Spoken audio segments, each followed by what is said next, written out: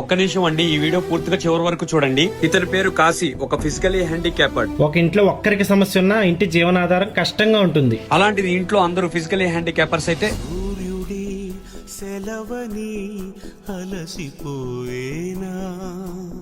తన కుమార్తె అక్షిత చాలా తక్కువ మందికి వ్యాపించే వ్యాధితో బాధపడుతుంది. ఈ ప్రాబ్లం కి పరిష్కారం ఆపరేషన్ చేస్తేనే నయమవుతుందని డాక్టర్లు చెప్పారు. ఆరోగ్యశ్రీలో ఈ వ్యాధికి సంబంధించిన ఆపరేషన్ లేకపోవడంతో 10 లక్షల రూపాయల వరకు ఖర్చు అవుతుందని డాక్టర్లు చెప్పారు. అందరిలా మేము కూడా స్కానర్స్ పెట్టి ఫండింగ్ రేస్ చేయొచ్చు, కానీ అది పర్మనెంట్ సొల్యూషన్ కాదు.